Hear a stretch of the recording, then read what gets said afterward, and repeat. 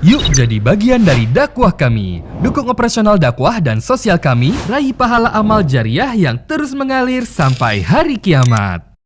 Assalamualaikum warahmatullahi wabarakatuh. Alhamdulillah wassalatu wassalamu ala Rasulillah.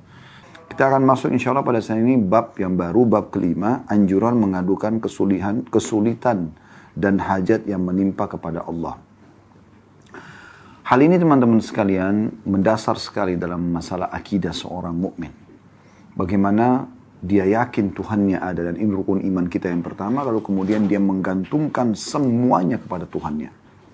Apapun dia keluhkan kepada Tuhannya, apapun dia minta kepada Tuhannya, tidak ada yang dia alihkan kepada makhluk. Allah subhanahu wa ta'ala menganjurkan Nabi Muhammad SAW menyampaikan hadis dan diangkat di sini ada dua buah riwayat. Dalam bab ini hanya dua buah riwayat, kita akan bacakan dulu hadisnya, baru kemudian kita akan panjang lebar insya Allah masuk kepada syarah atau penjelasan. Semoga insya Allah bisa menjadi ilmu yang bermanfaat. Baik, hadis pertama dalam bab ini dengan sanad sahih urutan 838 dari Abdullah bin Mas'ud radhiyallahu anhu, dia berkata, Rasulullah SAW bersabda, "Man nazarat bihi faqatun fa'anzalaha bin nasi lam tusadda faqatuh. Wa man nazarat bihi faqatun fa'anzalaha billah fayushikullahu lahu birizkin ajilin au ajil." Artinya, barang siapa yang ditimpa kesulitan, lalu dia mengadukannya kepada manusia, maka kesulitannya tidak akan teratasi.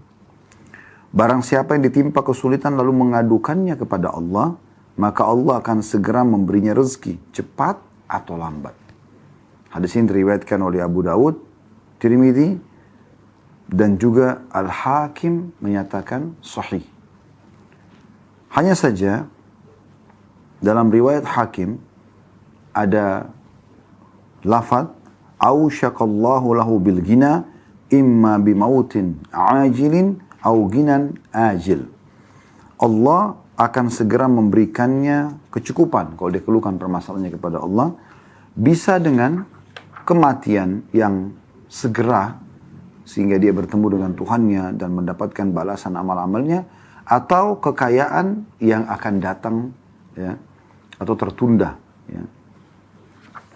Dua buah riwayat ini yang diangkat dalam bab ini memberikan gambaran kepada kita secara umum dulu, bagaimana Nabi SAW mengajarkan kepada kita agar jangan menggantungkan nasib pada manusia.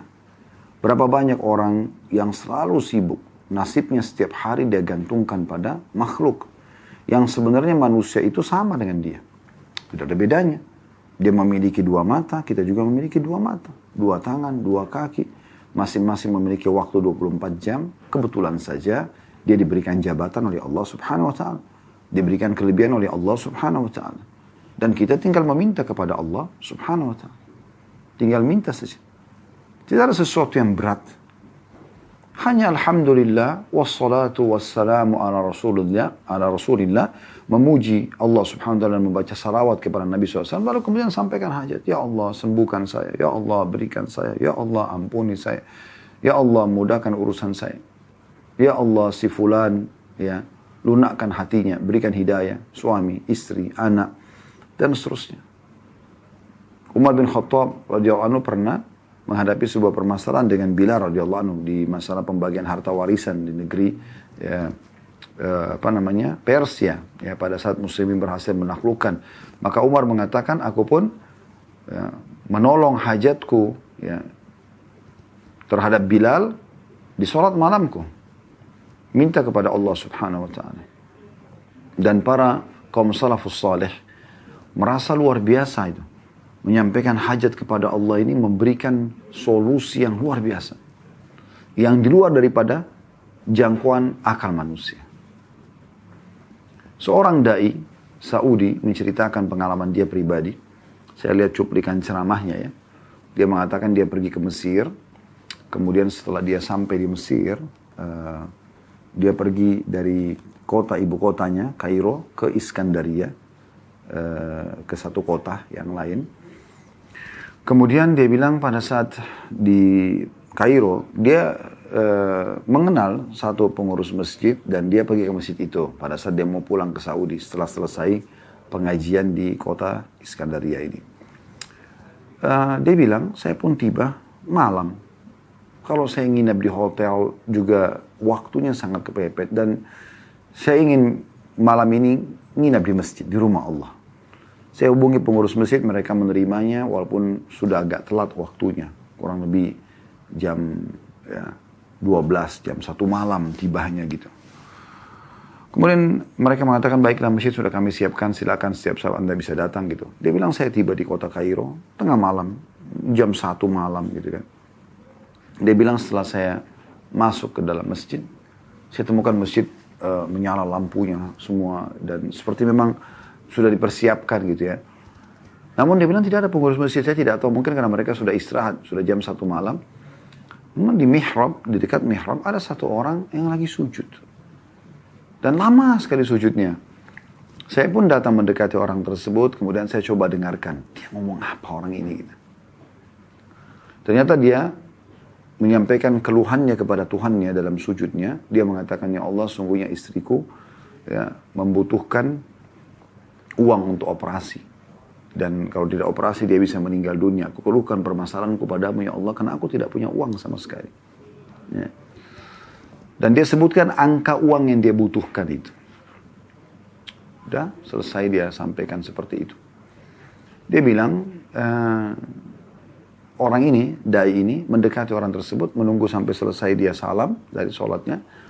Lalu ditanyakan ada masalah apa? Dia bilang masalah istri saya sedang sakit, harus operasi dan kalau besok tidak dioperasi mungkin bisa mengancam nyawanya, saya sendiri tidak punya uang.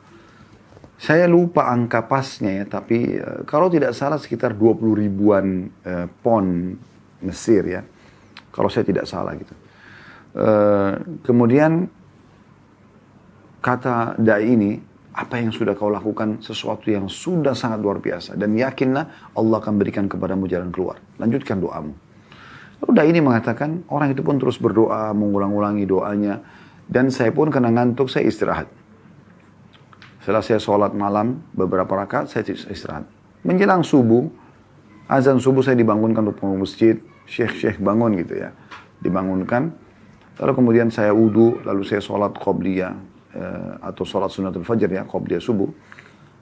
Kemudian diiqamahkan sholat. Waktu diiqamahkan sholat, tiba-tiba saja pengurus masjid mengatakan, Syekh silakan jadi imam buat kami. Kata Syekhnya, saya lagi capek, mungkin kurang pas. Enggak, silakan walaupun ayat-ayat pendek. Maka dia bilang, saya pun jadi imam. Subhanallah, begitu selesai sholat, salam, lagi zikir, ada satu orang datang. Dia mengatakan, Syekh, saya mengenal Anda, saya mengikuti ceramah-ceramah Anda di YouTube, dia bilang. Ya.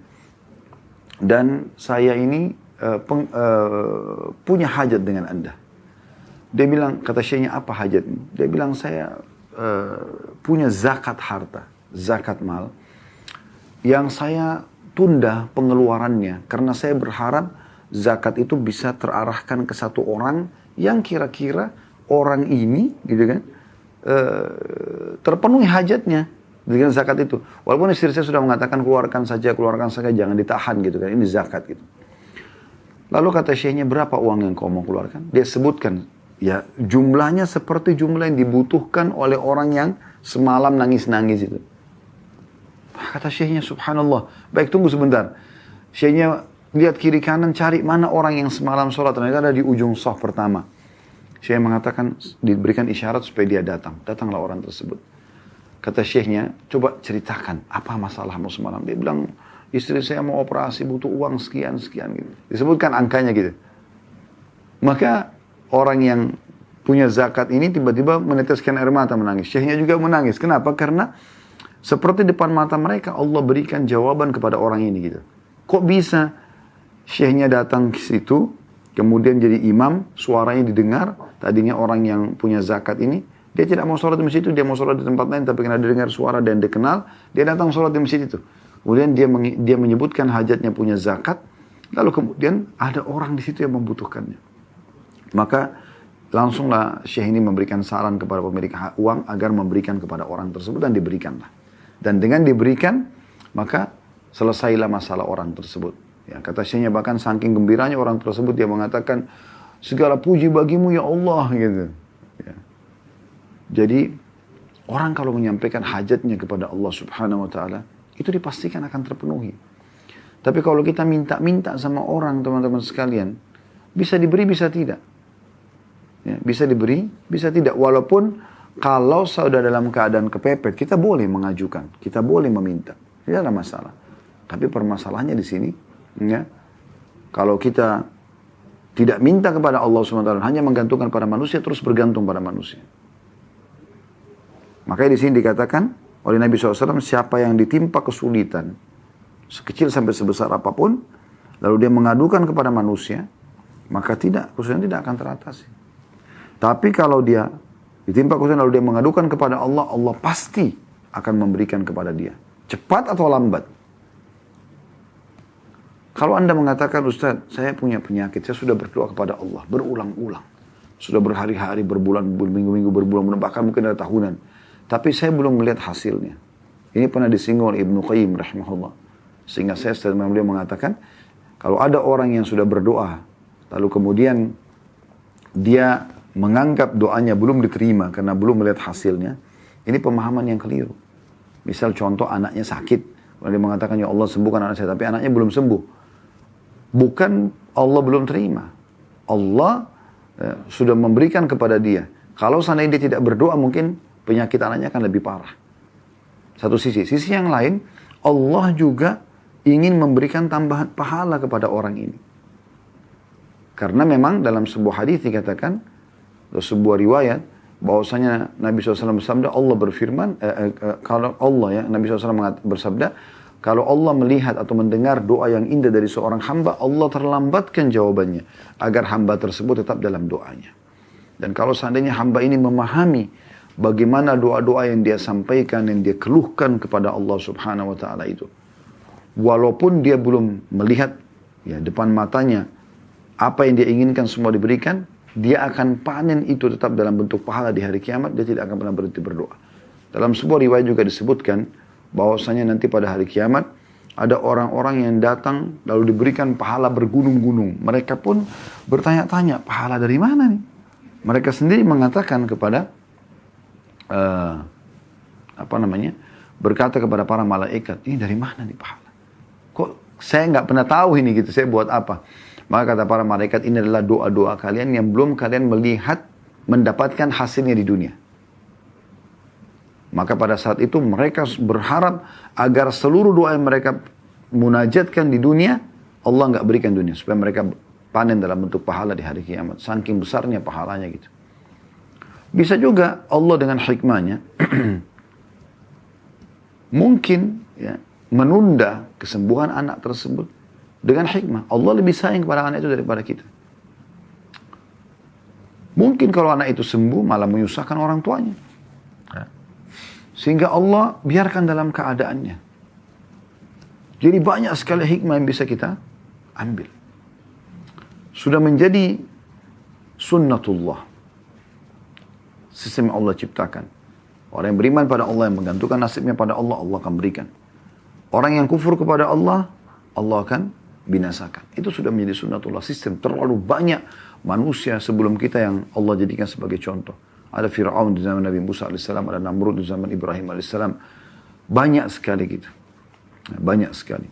Dan Allah menyebutkan dalam surah Ar-Rum, teman-teman sekalian, surah nomor 30, ayatnya ayat 9, Allah suruh kita berjalan di muka bumi, lihat itu. Supaya jangan kita mengikuti orang-orang yang sudah terlanjur Allah hukum, dan kita mengikuti jalan orang-orang justru yang Allah sudah selamatkan. Nabi dan para sahabatnya ridwanullah alaihim, dan jangan ikuti Abu Jahal dan Abu Lahab dan grup-grupnya, gitu kan? Begitu juga dengan Nabi Musa AS dan sahabat-sahabatnya, dan jangan ikuti mereka, dan jangan ikuti Fir'aun dan grup-grupnya, Haman, Qarun, dan seterusnya.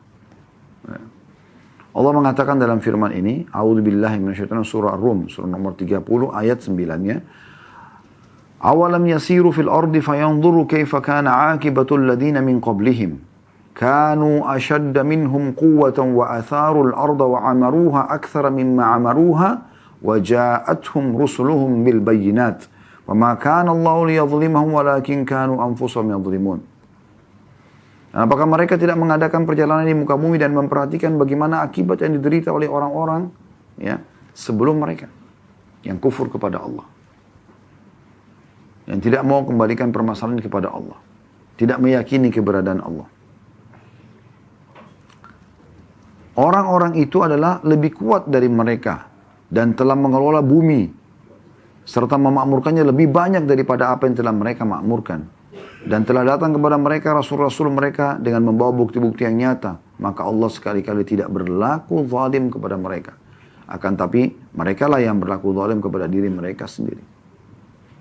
Di ayat 10-nya Allah mengatakan, "Tsumma kana 'aqibatal ladzina asa'u as-su'a an kadzdzabu bi ayatillahi wa kanu biha yastahzi'un." Kemudian akibat orang-orang yang mengerjakan kejahatan, orang yang jauh dari Allah Subhanahu wa taala. Justru ada masalah ke diskotik, ke bar, maksiat kepada Allah Subhanahu wa taala.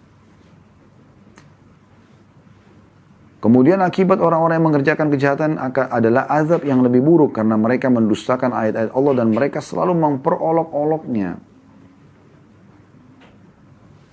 Jadi Allah mengingatkan kita di sini. Pertanyaan sederhana teman-teman sekalian, kenapa kita tidak mau kembali kepada Allah? Kenapa kita tidak mau kembali kepada Allah Subhanahu wa taala? Kenapa kita tidak mau bermunajat? Kenapa teman-teman sekalian kita tidak jadikan Allah sebagai hal yang nomor satu? Ada masalah apapun, introspeksi kita dulu antara hubungan kita dengan Allah Subhanahu wa taala. Coba lakukan resep sederhana ini. Masalah apapun yang Bapak Ibu sedang hadapi, coba introspeksi dulu, introspeksi diri, hubungan kita dengan Allah Subhanahu wa taala. Itu aja dulu. Ada apapun, siapapun yang mengganggu kita, langsung kita kembali kepada Allah bermunajat. Ya Allah, kalau seandainya ini karena dosa hamba-Mu, maafkanlah. Ya. Kalau ini adalah aib hamba-Mu, tutupilah. Kalau ini adalah cobaan-Mu, maka sabarkanlah. Kita minta kepada Allah SWT. Lalu kita nikmati itu, prosesnya. Allah punya cara, teman-teman sekalian, memenangkan kita. Memberikan dukungannya. Dan cara Allah sangat cantik. Kalau sudah Allah Subhanahu wa ta'ala yang memberikan pertolongannya. Allah mau kita manja kok. Kenapa kita nggak manja kepadanya? Dan di saat Allah Subhanahu wa taala sedang memberikan cobaan kepada kita sehingga akhirnya kita kembali kepadanya, justru itu tanda kutip Allah sedang menginginkan kita kembali kepadanya. Mungkin kalau tidak ada cobaan tersebut kita lalai dengan nikmat-nikmat yang ada. Maka Allah datangkan cobaan supaya kita lebih nikmat dalam berdoa, sujud, lebih coba ya bermuhasabah. Mungkin ada dosa saya ini, kita bertobat dan istighfar kepada Allah. Maka itu keselamatan buat kita sebenarnya. Ya. Oleh karena itu teman-teman sekalian kembali kepada Allah Subhanahu wa taala. Ingat selalu bagaimana para sahabat Nabi kalau sendal mereka putus, mereka selalu memohon hanya kepada Allah Subhanahu wa taala. Haus minta kepada Allah, lapar minta kepada Allah. Semuanya diminta kepada Allah Subhanahu wa taala. Tidak ada yang tidak diminta kepada Allah Subhanahu wa taala. Mari kita renungi sama-sama hadis Nabi alaihi salatu wassalam. Hadis yang mulia tentang masalah Allah memang memerintahkan kita agar bergantung kepadanya. Allah memang memerintahkan kita agar bergantung kepadanya. Dan memang hadits ini berbicara tentang masalah ya, rincian ya, daripada kebutuhan-kebutuhan kita. Ya. Misal contoh, atau kita mulai dari potongan hadits ya. Dari Abi Dzar radhiyallahu anhu, beliau menyampaikan anin Nabi SAW bahwasanya Nabi SAW yarwi an Rabbi Azza wa Jal, dia meriwayatkan dari Tuhannya yang maha mulia dan maha tinggi, annahu qal, bahwasanya Allah berfirman, ya ibadi inni haramtu dhulma ala nafsi wa ja'altu bainakum muharraman fala tadhalamu. Wahai hamba-hambaku, sesungguhnya aku mengharamkan kezaliman atas diriku, jadi Allah tidak akan pernah menzalimi kita. Jangan pernah berpikir kalau seandainya kita beribadah lalu kita tidak terima balasannya, kecuali kita tidak ikuti syaratnya. Atau kita sudah bermunajat lalu Allah belum kasih, atau Allah tidak kasih ya. Allah tidak akan zalimi. Allah haramkan terhadap dirinya dan aku jadikan itu haram di antara kalian, maka jangan kalian saling menzalimi. Kemudian Allah rincikan lebih dalam. Ya ibadi, kullukum dhalun illa man hadaituhu. Fastahduni ahdikum. Wahai hamba-hambaku, kalian semua sesat. Kecuali yang telah aku berikan petunjuk, maka hendaklah kalian minta petunjuk kepada aku, maka aku akan memberinya. Petunjuk dalam hal apapun. Masalah-masalah yang sedang kita hadapi. Keluhkan kepada Allah, minta jalan keluarnya. apapun sifatnya, kebutuhan-kebutuhan yang kita ingin agar terpenuhi, minta kepada Allah. Allah akan penuhi itu semua. Sampaikan kepada Allah subhanahu wa ta'ala. Allah mengatakan petunjuk itu ada dari aku. Mintalah dari aku. Allah suruh minta.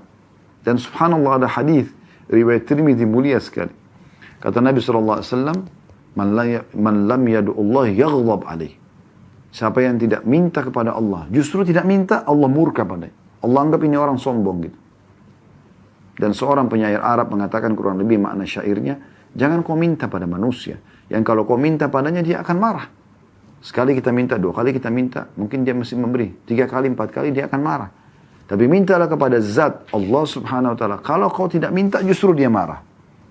Lalu kenapa kita tidak minta kepada Allah? Lalu Allah mengatakan selanjutnya, Ya ibadi kullukum ja'in illa man at'amtuhu fastat'imuni at'imkum. Wahai hamba-hambaku, kalian semua lapar kecuali yang aku beri makan. Maka hendaklah minta makan kepadaku, pasti aku memberinya. Makan minta kepada Allah.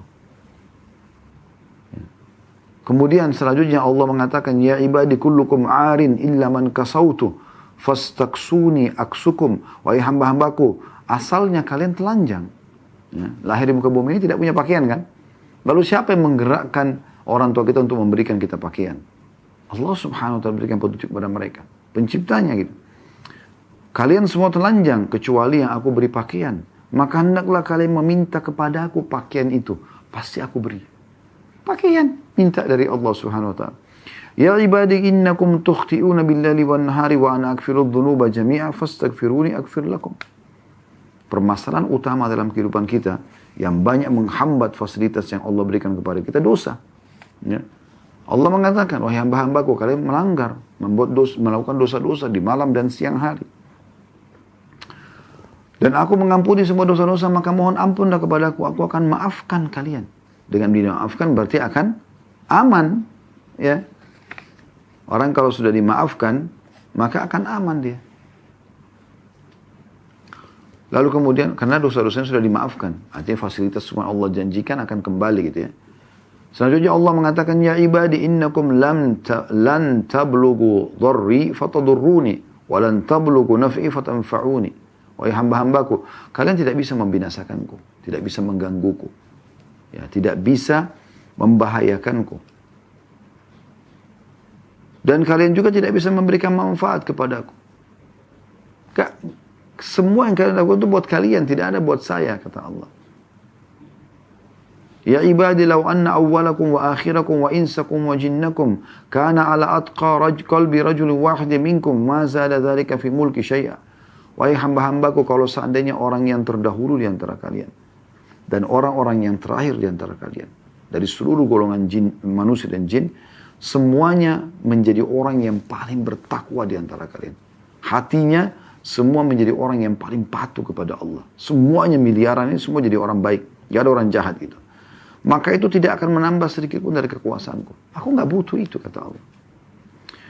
Ya ibadi law anna awwalakum wa akhirakum wa insakum wa jinnakum kana ala afjari qalbi rajul wahidin ma naqasa dzalika min mulki syai'a.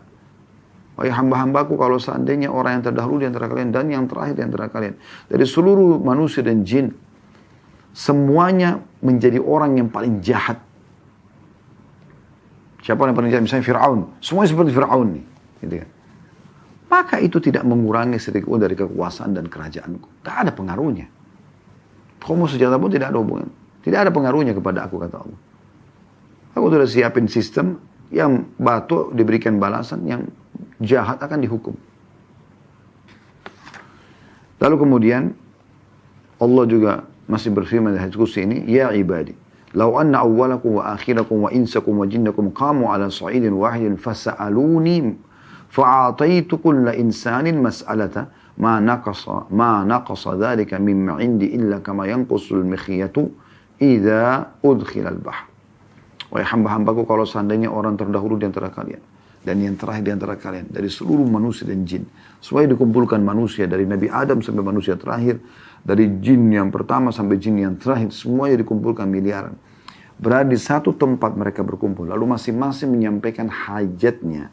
Lalu aku berikan masing-masing hajatnya, maka itu sama sekali tidak mengurangi dari apa yang ada di sisiku, kecuali hanya seperti jarum yang dimasukkan ke lautan. Anda lihat kalau jarum dimasukkan ke lautan, ya, dia tidak akan, kalau diangkat tidak akan ada air yang melekat kecuali sedikit sekali. Itu pun langsung kering dengan udara gitu. Nah, tidak mengurangi apapun. Allah Maha Kaya. Lalu kenapa tidak minta kepada zat yang Maha Kaya ini? Selanjutnya, ya ibadi innama hiya a'malukum uhsiha lakum uwaffiyakum iyyaha. Faman wajada khairan falyahmadillah wa man wajada ghaira dzalika fala yalumanna illa nafsah. Wahai hamba-hambaku, semua amal-amal yang kalian lakukan, aku catatkan buat kalian, aku balaskan, kembalikan kepada kalian. Ya. Maka siapa yang mendapatkan dia berhasil mengerjakan amal-amal baik, maka dia bersyukur kepada Allah. Dan siapa yang mendapatkan selain daripada itu, maka dia jangan menyalahkan kecuali diri mereka sendiri. Diri mereka sendiri. Wasiat yang sangat menarik dari Nabi SAW kepada sepupu beliau Abdullah bin Abbas radhiyallahu anhuma. Beliau mengatakan, ya gulam, inni u'allimuka kalimat. Wahai anak kecil, aku ajarkan kepadamu beberapa kalimat. Renungi, hafal, fahami baik-baik. Ihfadillah yahfaduk. Jaga selalu hubunganmu sama Allah. Dia akan jaga ya, dirimu. Yang halal kau nikmatin, yang diperintahkan kerjakan, yang dilarang jauhi. Ihfadillah tajidhu tujahak. Kau jagalah hubunganmu sama Allah, dia akan jaga. Ya. Dia akan selalu ada di hadapanmu. Idza sa'alta fas'alillah. Kalau kau minta apapun, hanya minta kepada Allah. Wa idza ista'anta fasta'in billah. Kalau kau minta tolong untuk memecahkan permasalahanmu, memenuhi hajatmu, hanya minta tolong kepada Allah. Wa'alam anna al-ummata idza ijtama'at 'ala an yanfa'uka bi syai'in lam yanfa'uka illa bi syai'in qad katabahu Allahu lak. Ketahuilah kalau satu komunitas berkumpul, ya, umat manusia berkumpul, semuanya pun untuk memberikan manfaat kepadamu, tidak akan pernah sampai kepadamu manfaat kecuali yang sudah Allah takdirkan kepadamu atau untukmu. Jadi bukan karena mereka, tapi karena Allah takdirkan. Wa in ijtama'u, dan kalau seandainya mereka berkumpul, ala an yadurruka bi syai'in, untuk menyusahkanmu, menimpahkan mara bahaya kepadamu, lam yadurruka illa bi syai'in qad katabahu Allahu 'alaik. Tidak akan pernah bisa membahayakanmu kecuali yang sudah Allah catatkan untukmu. Rufi'atil aqlam wa jaffatis suhuf. Telah diangkat pena-pena mencatat takdir dan telah kering ya, lembaran-lembaran takdir Lauhul Mahfuz. Oleh itu teman-teman sampai ke hajat kita kepada Allah Subhanahu wa taala. Kalau kesah kepada Allah ini manfaatnya besar sekali. Ya. Dan pasti akan ada solusi sebagaimana dijelaskan di dalam hadis ini. Bahkan dikatakan di hadis ini Allah pasti akan memberikan kepadanya rezeki ya, cepat atau lambat.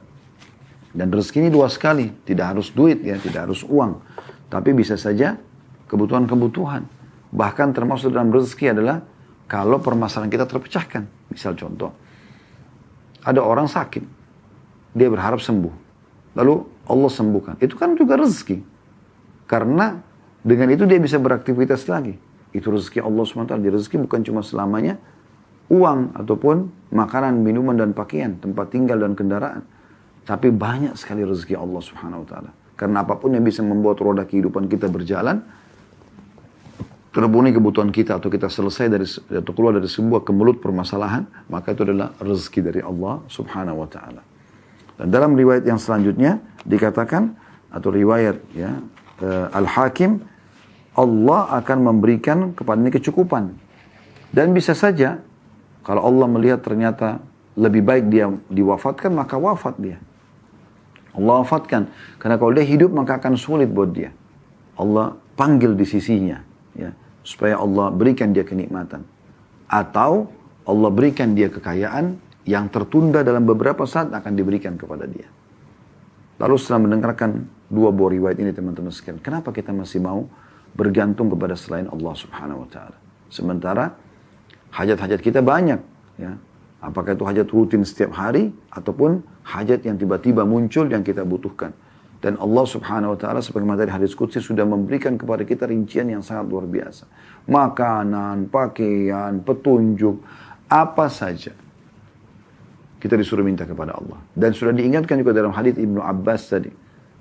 Kalau kita jaga hubungan dengannya, kita juga akan dijaga. Kalau kita jaga hubungan dengan Allah, Allah selalu ada di hadapan kita. Setiap saat kita butuh, Allah akan memenuhi kebutuhan kita. Ya. Dan kalau seandainya satu umat mau menyusahkan kita, tidak akan bisa sampai kecuali memang sudah Allah catatkan. Kalau mau memberikan kepada kita, tidak akan sampai kecuali yang sudah Allah catatkan. Lalu kenapa tidak kembali kepada Allah kalau begitu? Sekaligus saja minta kepada Allah secara totalitas. Dan Allah akan memberikan jawabannya. Sebagaimana tadi sudah kita sampaikan, kisah seseorang yang istrinya mau operasi di awal materi kita. Teman-teman sekalian, satu hari pernah Sa'id bin Musayyib rahimahullah dipanggil oleh Hajjaj ibn Yusuf. Hajjaj ibn Yusuf ini seorang penguasa yang zalim pada saat itu. Semaunya sendiri. Kalau dia sefaham, maka dia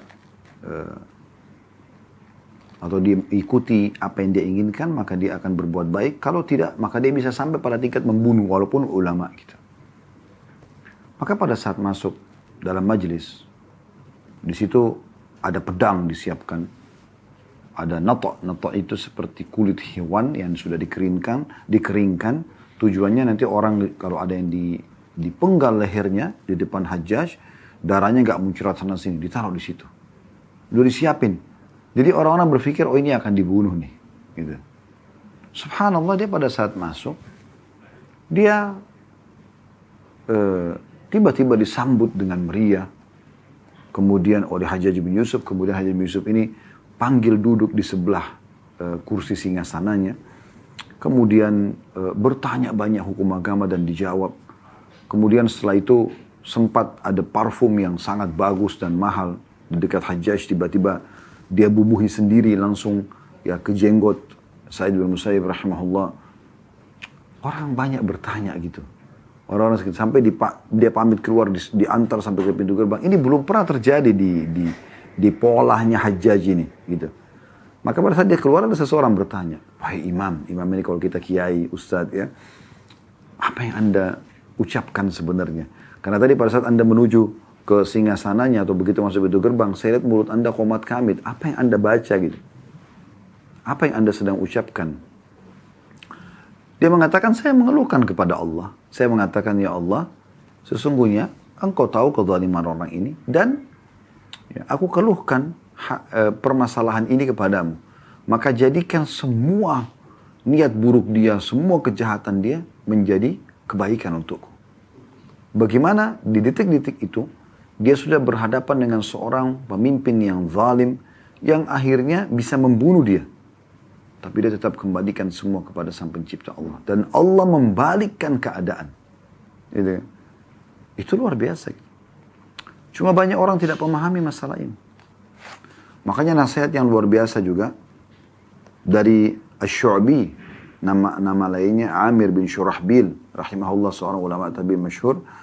Beliau pada saat menemui Abdul Malik bin Marwan yang pada saat itu menjadi khalifah, ada beberapa orang yang sempat dipenjara gitu oleh Abdul Malik bin Marwan. Tapi mungkin belum ada kejelasan 100% orang ini salah atau tidak gitu ya. Maka tiba-tiba waktu Asy-Syu'bi ada di sana, beliau mengatakan kepada raja pada saat itu, Abdul Malik bin Marwan, "In kunta habastahum bil batil fal haqqu yukhrijuhum." Kalau seandainya Anda menahan orang-orang ini dengan kebatilan, tidak ada hak Anda untuk menahan mereka, maka pastikan kebenaran akan mengeluarkan mereka. Pasti Allah akan datang memberikan kemenangan dan mendatangkan kebenaran itu. Ya. Karena Allah sudah mengatakan dalam Al-Quran, وَقُلْ جَاءَ الْحَقُّ وَزَهَقَ الْبَاطِلَ إِنَّ الْبَاطِلَ كَانَ زَهُوقًا. Kebenaran pasti akan datang dan akan mengalahkan kebatilan. Dan kebatilan pasti akan hilang. Walaupun ada masa-masa mungkin dia bertahan beberapa saat. Tapi Allah maha mengawasi. Allah maha menjaga. Allah ya dikatakan, Inna Allah kana alaikum raqib dalam surah An-Nisa. Allah ketat sekali pengawasannya. Ya, kan? Dalam ayat lain, wa huwa ma'akum aina ma kuntum, dia selalu bersama kalian dimanapun kalian berada. Dalam ayat kursi Allah mengatakan, la ta'khuduhu sinatu wala naum, dia tidak pernah ngantuk apalagi tidur. Pengawasannya luar biasa gitu. Ya. Kemudian selanjutnya Syu'bi mengatakan, wa in kunta habastum bil haqqi fal afu yas'uhum. Artinya, kalaupun Anda menahan mereka karena memang dasarnya mereka bersalah, maka memaafkan bisa melepaskan mereka. Artinya ini Allah memerintahkan Anda untuk memaafkan orang-orang. Kalau seandainya memang masih bisa dimaafkan kriminal atau kejahatan yang dia lakukan.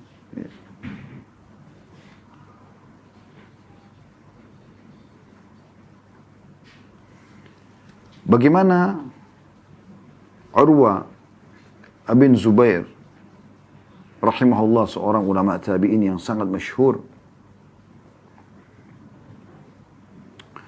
Beliau pernah melihat seseorang mencaci maki Hajjaj bin Yusuf. Dan orang ini tidak mau berhenti gitu. Terus saja ngomong. Hajjaj bin Yusuf zalim gini. Padahal memang zalim orangnya. Memang zalim pada saat itu. Kalau Anda baca tentang Hajjaj bin Yusuf ini luar biasa kezalimannya gitu. Luar biasa gitu. Tapi Urwa bin Zubair rahimahullah, ini Muhammad bin Sirin rahimahullah, bukan Urwa bin Zubair. Muhammad bin Sirin rahimahullah punya ilmu dan dia juga menggunakan keimanan dalam hal-hal seperti ini. Maka dia dekati orang yang sedang caci maki tadi. Hajjaj itu zalim, apalah macam-macam. Kayak banyak orang sekarang mencaci maki. Siapa saja semua dicaci maki. Semua orang salah depan mata dia. Cuma dia sendiri yang benar gitu. Terlebih lagi yang berbahaya kalau kita sedang menyalahkan orang yang kita tidak bisa jangkau dia untuk menyampaikan maaf. Pemimpin-pemimpin, ya. Atau orang-orang yang beda negara, kita hanya nonton di berita. Kita main langsung caci maki, padahal kita tidak tahu kebenaran ada sama dia atau dia salah, kita nggak pernah tahu. Hanya Allah yang tahu masalah itu. Mungkin Allah tahu dia punya udzur-udzur misalnya. Maka Muhammad bin Sirin mendekati orang yang mencaci maki Hajjaj bin Yusuf sambil mengatakan, "Sah ya ibna akhi." Diam, wahai anak saudaraku. Berhentikan ini ucapan, ocehanmu ini berhentikan. Mencaci maki, sebenarnya pemimpin zalim pada saat itu. Fa inna Hajjaj aqbala ila rabbi. Karena orang yang sedang kau caci maki ini Hajjaj sedang menuju ke Tuhannya. Setiap hari dia bangun tidur ini dia akan mati nantinya menuju ke Tuhannya. Wa innaka ya. Wa innaka innama taqdimu 'ala Allah yaumal qiyamah. Dan kau juga akan mati dan kau akan menuju ke Tuhanmu bersama dengan Hajjaj pada hari kiamat nanti. Satajid anna ahkara adh-dhanbi min dhunubika asharru 'ala nafsika min a'zami fa'alahu Hajjaj. Dan di saat nanti kau berhadap dengan Tuhanmu, kau akan temukan dosa yang paling kecil yang kau lakukan. Itu pada saat kau akan ditanyakan oleh Allah, akan kau temukan lebih berat, lebih besar daripada dosa terbesarnya Hajjaj ya, yang pernah dia lakukan. Karena memang kita akan mungkin dosa itu sudah cukup membuat kita masuk dalam api neraka, na'udzubillah. Lalu kenapa kita sibuk dengan dosanya orang lain, ada Tuhannya. Falikulli imri'in sya'nun yughnih. Oleh karena itu setiap orang harusnya menyelesaikan perkaranya saja sendiri-sendiri. Wa alam anna Allah azza wa jalla sayakhtassu minal hajjaji mimman zalamahum. Ketahuilah bahwasanya Allah pasti akan mengambil hak-hak orang yang terdalimi oleh Hajjaj. Wa yakhtassu lil hajjaji mimman yadhlimuna. Tapi jangan lupa, Allah juga akan memberikan hak Hajjaj dari orang yang mendaliminya. Hajjaj misalnya atau si A berbuat jahat kepada si B. Kita si C nih. Kita ikut-ikutan nih. Ya. Caci maki si A. Padahal sebenarnya kita nggak ada hubungannya. Kalau kita doakan semoga Allah berikan hidayah, semoga apa, kebaikan-kebaikan, mungkin lain. Tapi kalau kita caci maki kan dosa di sini. Maka yang terjadi adalah kita akan berhadapan dengan orang yang sedang kita caci maki. Si B yang dizalimi akan diberikan haknya oleh Allah. Diambil dari si A. Tapi Anda si C juga akan diambil haknya si A yang Anda caci maki. Karena Anda caci maki dia, karena tidak ada hubungannya dengan Anda. Gitu. Coba bagaimana pekahnya. Gitu. Kemudian beliau menasihati terakhir wasiatnya di sini, fala tashghilanna nafsaka ba'dal yaumi bisabbi ahad. Oleh karena itu mulai hari ini jangan pernah kau sibukkan dirimu dengan untuk mencaci maki orang lain lagi. Ya. Dari apa yang kita ambil teman-teman sekalian dari dua hadis ini ada pelajaran ya kita. Itu tadi semua syarah penjelasannya, pelajaran dari hadis ya. Yang pertama adalah adanya larangan dalam hadis ini untuk menggantungkan nasib pada manusia. Ya. Karena itu tidak akan memberikan solusi. Dan sudah kita sebutkan tadi, pepatah syair, jangan kau minta pada manusia, kalau kau minta padanya maka dia akan marah. Kemudian yang kedua adalah adanya anjuran dan penekanan agar setiap orang kembali kepada Allah Subhanahu wa taala saja, menyampaikan apapun hajatnya. Dan itu kalau dilakukan, maka dijanjikan dalam hadits ini Allah akan memberinya rezeki cepat atau lambat. Dan sudah kami jelaskan tadi, makna rezeki di sini teman-teman adalah pemenuhan kebutuhan kita. Baik itu nikmat yang sedang kita butuhkan, maksudnya makanan, minuman dan seterusnya, atau memang kita keluar dari satu permasalahan yang sedang kita hadapi, itu juga adalah rezeki Allah SWT. Allah akan berikan segera. Keluh kesahkan saja kepada Allah. Dalam riwayat tadi Al-Hakim, Allah akan berikan dia kecukupan. Bisa saja dengan kematian segera atau rezeki yang tertunda, kekayaan yang tertunda. Mungkin Anda bertanya, tadi sudah kita jelaskan tapi saya ingatkan kembali. Kok kematian? Ya, karena bagi sebagian orang kematian akan lebih baik bagi dia. Misal, dia sakit parah, ya. Atau memang Allah lebih tahu hidup dia ke depannya akan lebih sulit. Akan lebih jauh dari Allah, akan lebih banyak maksiat. Gitu kan? Makanya Nabi SAW mengatakan, jangan kalian berharap mati. Tapi kalian bisa mengucapkan, ya Allah hidupkanlah aku kalau hidup lebih baik untuk aku, dan matikanlah aku kalau mati lebih baik untuk aku.